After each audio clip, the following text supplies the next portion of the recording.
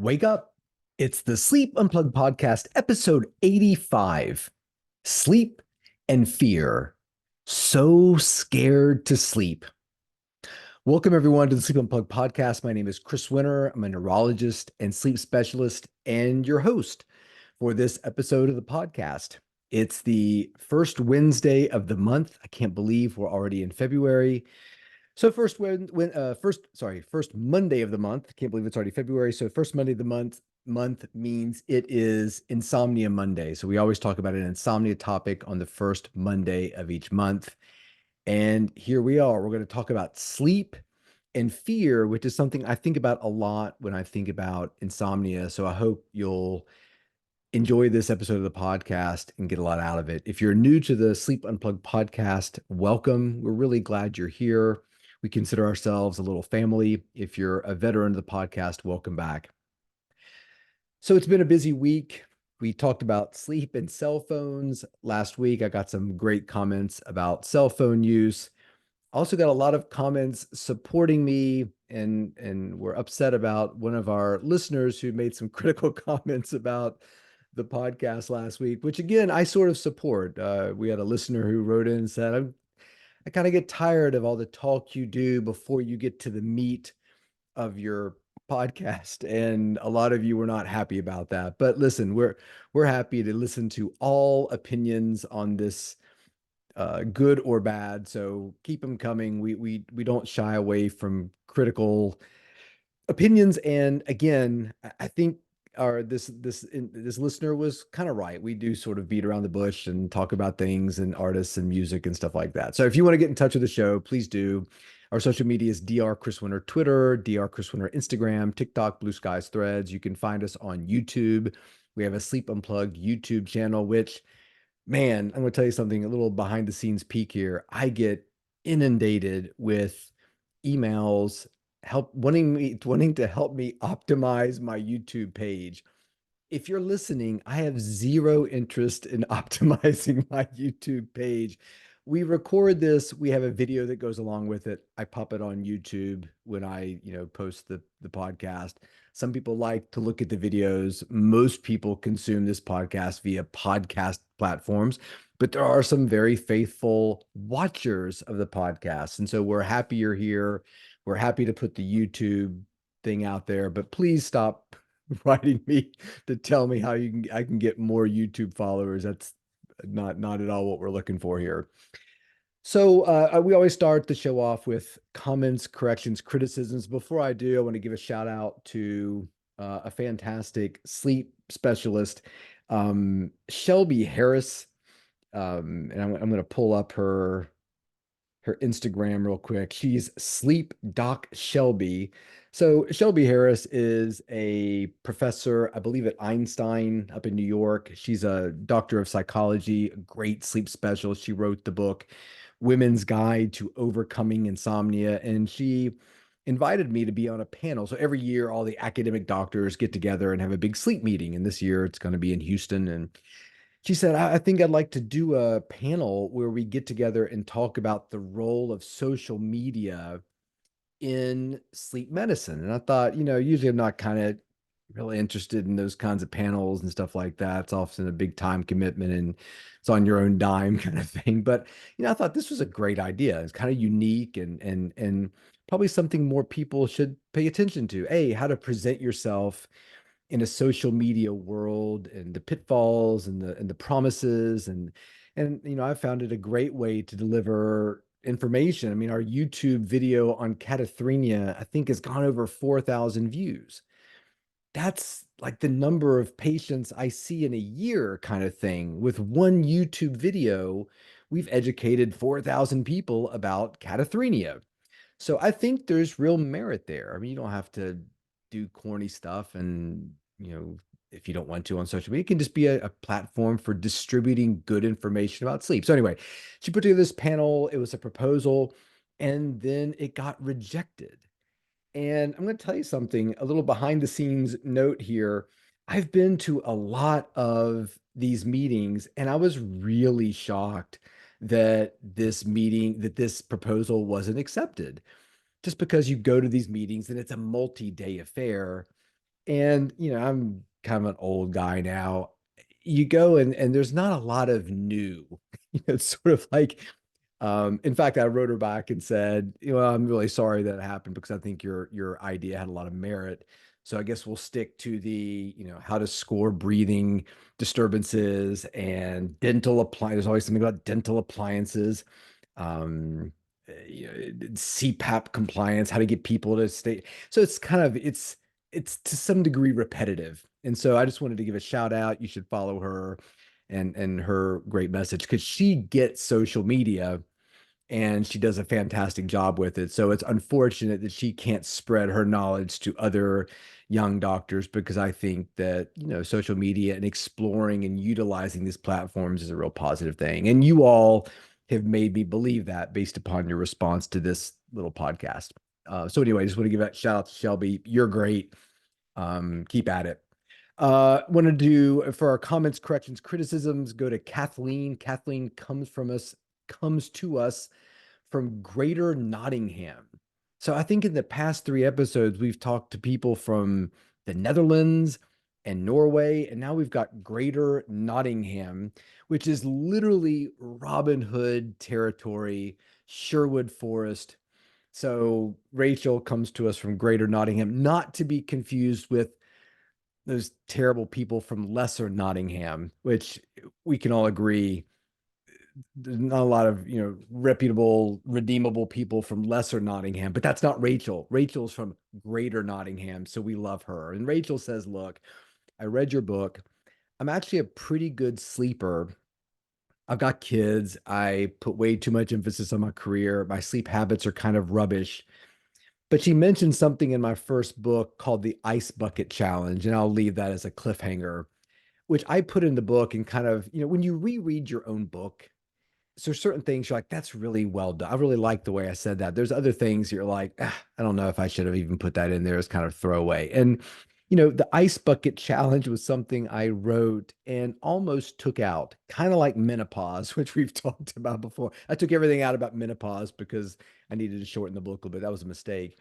But so many people have written to me positive things about this silly little thing I wrote called the Ice Bucket Challenge that I'm really pleased that I didn't listen to my instinct and take that out. And I'm really happy that it's helped you, Rachel, to kind of organize your sleep schedule and your wake up time. And, she said it's really made a big difference. So her sleep habits are no longer rubbish. So I really appreciate you writing in. And Rachel actually sent me a voice memo, which I don't get too many of those. And it was really great to hear somebody say things like that in their own voice. So I really appreciate that, Rachel. We always talk about song lyric at the top of the show. If you are interested in the songs that we talk about, you can find them all on the Spotify playlist. If you go to Spotify and search up Sleep Unplugged Volume 2, we're on Volume 2 now. All the songs we talk about on the show are on there.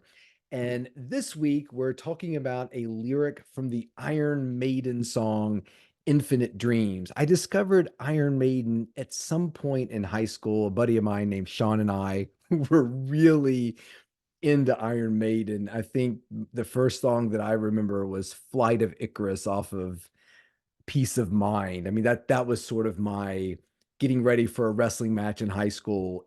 Flight of Icarus was the song that I played. I was a huge fan of the song Wasted Years from Somewhere in Time. But anyway, so uh, Iron Maiden, they're coming up on their seventh album. They don't have a really great idea for it. And one of their bandmates said, "Look, I read a book, kind of this fantasy book called Seventh Son. And I think we should do a whole album about it because it's our seventh album." So they recorded the album Seventh Son of a Seventh Son. And it was this concept album, this idea that if you were the seventh son, that you had sort of magical tendencies. And if you were the seventh son of a seventh son, then those tendencies were even amplified. So the whole album was this sort of storied concept album, and it's awesome. I remember being completely obsessed and blown away by the second side, where it was Seventh Son of a Seventh Son, the prophecy, and the clairvoyant were one, two, three songs that tells this crazy story. But anyway, huge fan of Bruce Dickinson, who's the lead singer, who's actually from Nottinghamshire. So it's interesting. In one episode, we've talked about Rachel from Nottingham and Bruce Dickinson from Nottinghamshire, about 15 miles away from each other. So, but anyway, so this is the song Infinite Dreams, and the lyric is uh, so scared to sleep, but also so scared to wake, or something like that. It's a fantastic song. So I love this concept of being scared to sleep. And we'll talk about the differences between truly being scared to sleep, which we often refer to as somnophobia, versus scared of not sleeping, which I think is a pretty workable definition of insomnia. So we'll kind of get into that. So let's talk about sleep and fear. And we really can't talk about sleep, fear of sleep, without sort of bringing in anxiety. So when we think about individuals who struggle with insomnia, a lot of those individuals have a baseline anxiety. And when you look at common psychological conditions in the world, the most common mental health disorder out there is anxiety. So anxiety probably affects somewhere around 20% of adults. So if you're in a room with 10 people, two of those individuals most likely have some dealing with insomnia, a generalized anxiety, phobia, social anxiety. There's all kinds of different forms of anxiety. And just to be clear, if you're listening to the beginning of the podcast, I'm a neurologist. I'm not a psychiatrist. I'm not a psychologist either. And sleep's a wonderful thing because it's the intersection of so many disciplines. I mean, what other discipline brings in neurology, psychiatry, pediatrics, ENT, pulmonary? They're all kind of in there, right? And sleep sort of sits at that hub.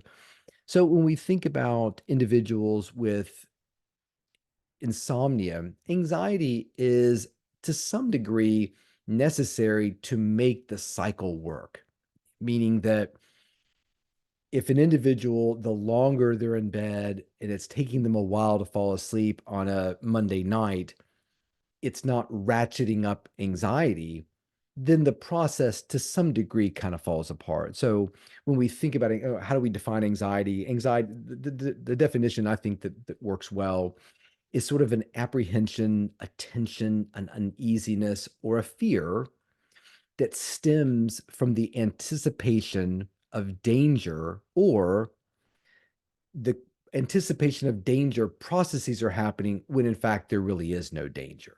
So the body is responding to a danger whether or not it's there or not. So in other words, there can be appropriate forms of anxiety. You're in a house and you smell smoke.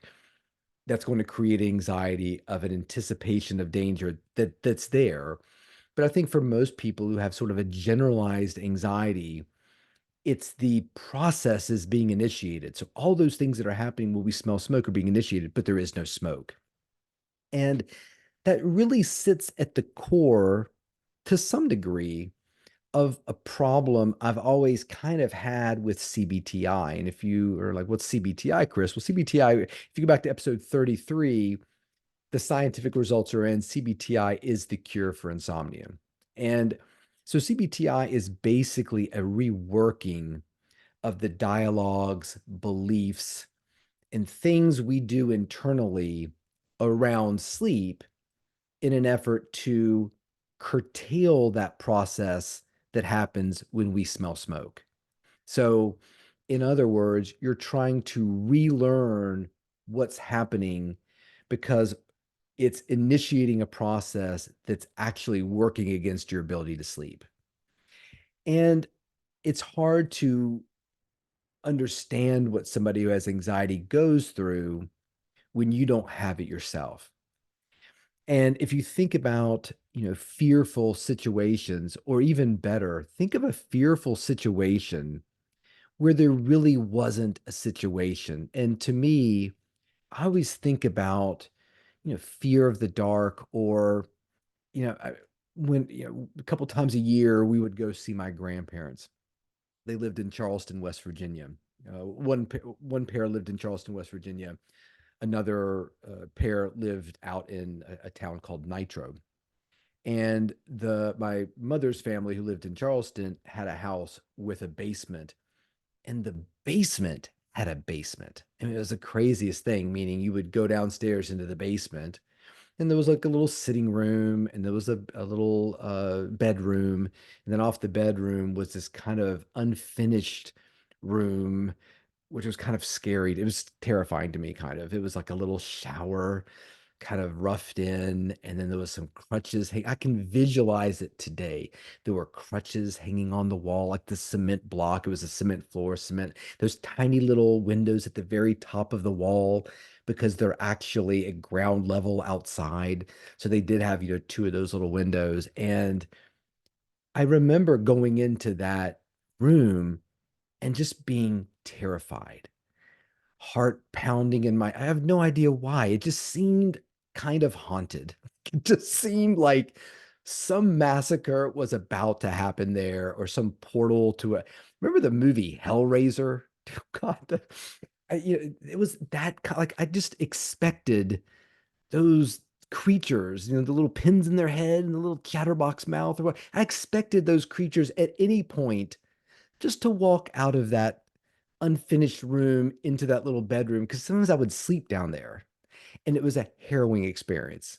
It was just awful. Now, to go even further, because you really need to hear this, the basement had a basement. So you could go even deeper underground in this weird situation. So it was kind of like almost like a, anyway. So long story short, everything about that place terrified me, but objectively, there was nothing there to fear. It was a room with some crutches and some old textbooks, I guess some old clothes, some furniture that wasn't being used at the time. That was it. That's all that was down there. Yet my mind was creating something that was truly next level terrifying. So when I think about CBTi, it's a positive thing. I'm not here to bash CBTi. It's, Chris, let's talk about you in the basement and what you feel. Well, I feel like this guy from another world's going to come out with these little pins in my head and basically drag me off to some terrible place and, whatever. Okay, why do you feel that way? Well, I don't know. It just seems really scary to me. Okay, great.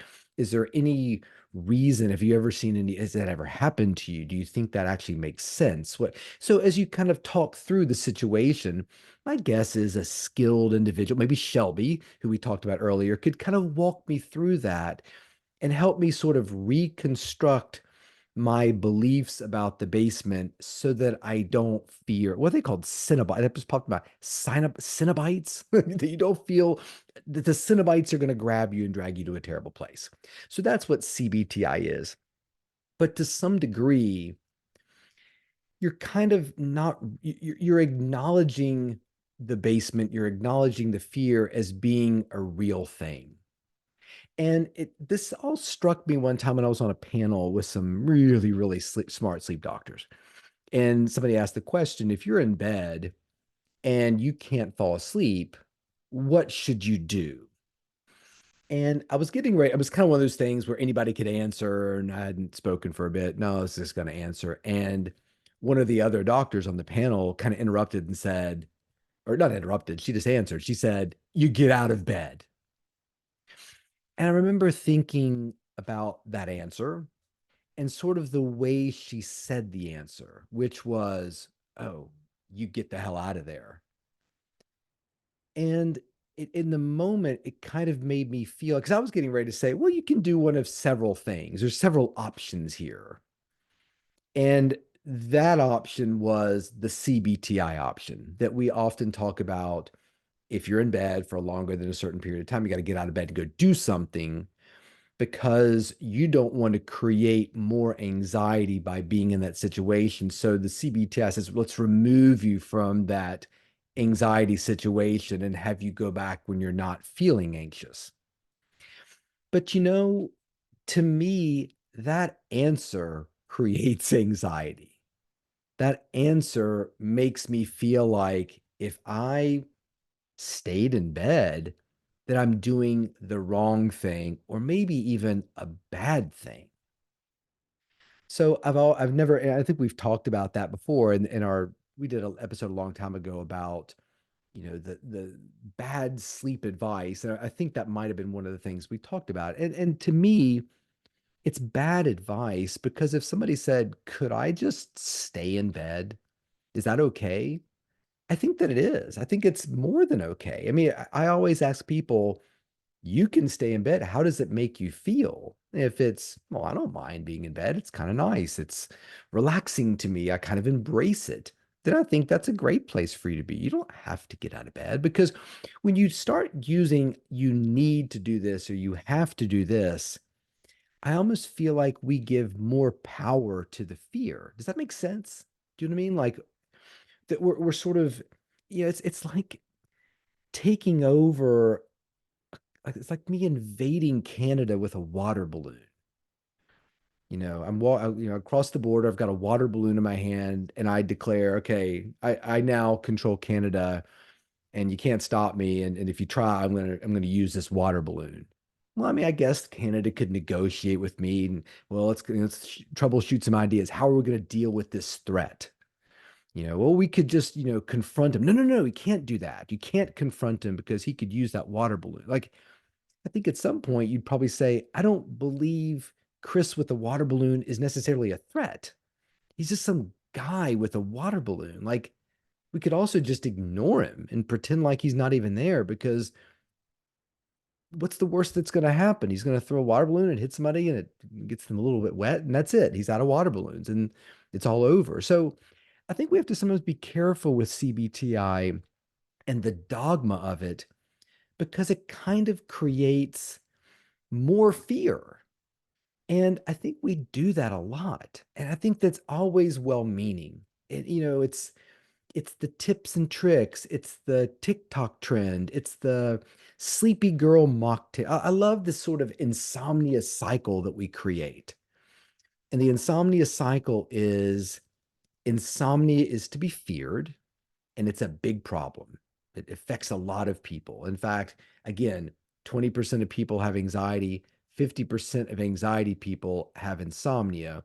So if 2 out of 10 people have anxiety, 1 out of 10 has insomnia, of the anxiety people, so 10% of the population. So we're going to treat this as something to be feared, something that has to be dealt with, right? Can't ignore it. It's real. It's a real threat. So what can we do to stop it?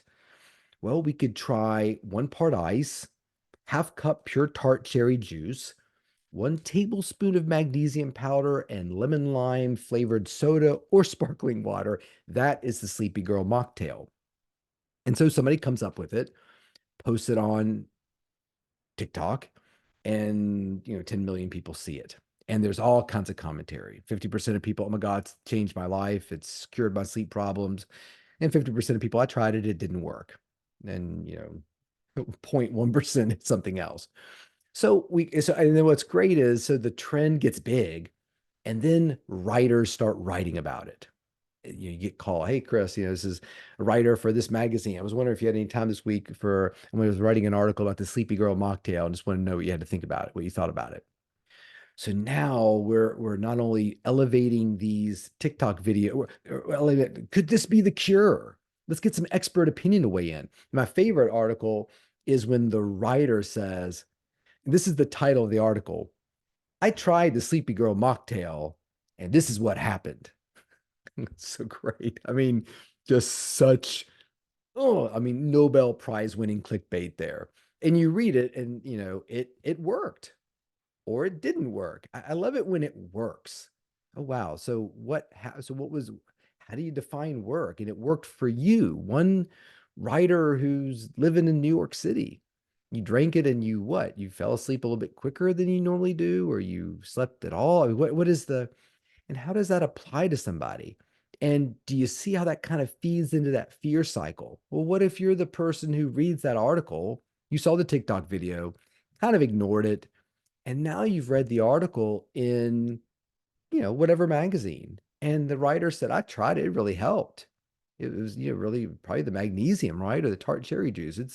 This is, really, I'm really excited about the potential for this cure here. We may have had a breakthrough. And then you mix up your own little mocktail and shake it up and you drink it and you struggle to fall asleep that night. Wow, you failed again. The thing that was going to help is now failed. And so I worry sometimes about these types of sort of cycles that we get in, where we don't really take a step back and say, there's not a lot to fear here. We've been dealing with difficulty sleeping and sleeplessness for a long time here. And it's not so much what we do about it or what we drink to fix it or what we put on our wrist or strap on our forehead or consume in our body. It's not about that. It's really about how we start to think about this problem in general. It's more of a step back. You know, I've been doing some yoga recently, and I've really liked it. I like a particular kind of yoga class where we do the yoga. Maybe there's a comment here and there about check in with yourself. I don't really like the yoga class where there's a lot of talk from the instructor about their own personal journey. It distracts me from what I want to think about. But I do think that some discussion there is important. And I like the kinds of ideas of, I want you to take a deep breath and kind of find yourself in this place. Or maybe something like, I want you to be okay with yourself right now. Yeah, I kind of like a little comment like that here and there. And I think about those types of things a lot when it comes to insomnia. And I think that to some degree, that will be the next iteration of insomnia therapy. Not, oh God, don't stay in bed. Don't do that. That's madness. You got to get out of bed. You can't lie in bed and be frustrated. That it's going to be more about how are you feeling in this moment? Are you okay with it? Are you okay with yourself? Are you okay with being awake? And I think that's really where we want to come at this thing. It's more about ourselves and our own judgments and our own anxieties and fears and how we're interpreting things, and not so much what we can do about the problem. Because I kind of almost feel like, well, if it makes you feel better, you could close the door to that creepy room. And that way, any bad person with needles sticking out of their head can't get to you. It's like the parents of the kid who's convinced somebody's under their bed. Well, let's go in here. Let's look under the bed. Well, I don't see anybody here. So I think you're okay. And that's fine. I mean, it probably reassures a young child, but at the same time, you looked. What were you looking for? You know nobody's going to be there. So you're kind of giving a sense of validity to the person or monster under the bed or in the closet by looking there, or saying, if you get scared, if you feel like somebody's in the closet, just come get us and we'll check everything out. And it means well, but does it really get to the problem? Because everybody gets to the place where you go to the house where you grew up and you go to the creepy place and it just doesn't have that feeling anymore. Like if you put me back in that room, I would have memories of it, but I don't feel that way about a basement with some crutches hanging on the wall anymore. That's gone now. So, and was it ever there? I guess is the bigger question. So I did want to touch upon fear of sleep, which I think is a very interesting entity in the sense that there is a lot of talk now about individuals who are sort of classified as having insomnia, who might actually have somnophobia. There was a study in a paper in 2021 called Fear of Sleep and Trauma Induced Insomnia Review and Conceptual Model. And there's some really interesting research coming out about fear of sleep and just anxiety of sleep in general and the neural mechanisms that are kind of supporting this sort of thing. And one that really struck me was from a paper in 2021 called Brain Mechanisms Insomnia: New Perspectives on Causes and Consequences. And in it, they kind of speak of a vulnerability to insomnia. And they talk about it being found in the circuits of our brain that sort of control and regulate emotion and arousal. So when we get really worked up about something, happy, fearful, anxious, dreading, that we often refer to that as being aroused, like we're hyper aroused. And a lot of individuals with insomnia become hyper aroused as they move towards going to bed and actually go to bed. I'm going to read from this, which is really fascinating. It says the model proposes that in people with a vulnerability to develop insomnia, the locus coeruleus, which is a part of the brain, is more sensitive to or receives more input from the salience network and related circuits, even during rapid eye movement sleep, when it should normally be sound asleep. This vulnerability may ignite a downward spiral of insufficient overnight adaptation to distress, resulting in accumulating hyperarousal, which in turn impedes restful sleep and, moreover, increases the risk of other mental health adversity. And this is the key, and we've talked about this before. Sensitized brain circuits are likely to be subjectively experienced as sleeping with one eye open. And man, that is everybody who's ever come to this clinic who talks about insomnia, that they don't feel like they truly commit to that lost consciousness. They're always anxious, always in this hyper aroused state, always sleeping with one eye open. So when we think about insomnia and we think about our own treatments for and the ways moving forward, it really starts to become about how can we work towards desensitizing us to these fears and these circuitries that are sort of on auto or hyperdrive, when in fact the things that we are actually fearing and the circumstances that are out there are really non-existent. So current and future therapies, I really think are going to sort of move towards de-escalating this sort of hyper arousal, which is really about what insomnia is. It's a hyper arousal when there shouldn't be. We want to be hypo aroused as we go to sleep, not hyper aroused. And so the question always becomes, okay, well, what do I do about it? Like I go to bed, my sleep's a mess. My sleep is rubbish. How do I kind of make my way through it? And I'd like to sort of answer that question with a lyric from the song we talked about at the top of the show, Infinite Dreams. And I think it's a profound one for what we're talking about. And so the lyric is, even though it's reached new heights, I rather like the restless nights. It makes me wonder and it makes me think. In other words, when you start to sort of accept the restless nights or the bad night, where that doesn't work to escalate the problem, when you sort of embrace it, I think that can really be a massive tool in your toolkit. That it's not about, oh, if you get in bed, you can't fall asleep, get out. Get out. My God, get out. The house is on fire. Get out. It's even though my anxiety of sleep has reached new heights, I'm going to find a way to sort of be at peace or ideally like the restless night. What is it that you don't like exactly? Let's get into the CBTi model. Why are you happy when you're awake watching a football game, but you're not happy awake thinking about a football game? Maybe it'd be kind of fun to wake up and think about your hobbies, think about things you like to do, maybe think about your ideal travel situation you'd like to do in the future. So again, it's not about what you're going to find in my book or this podcast about here are the things you need to do to make you sleep. The sleep to some extent is on autopilot. It's really about changing our attitudes and feelings about sleep and trying to pull out as much fear from the situation as possible. So that's it. That's the podcast. I want you to think about fear, your relationship to fear, and your relationship to fear and sleep if you're somebody who struggles, and send me a message. Let me know what things you've kind of discovered about yourself. I will say that I did spend the last week with my phone outside of my bedroom.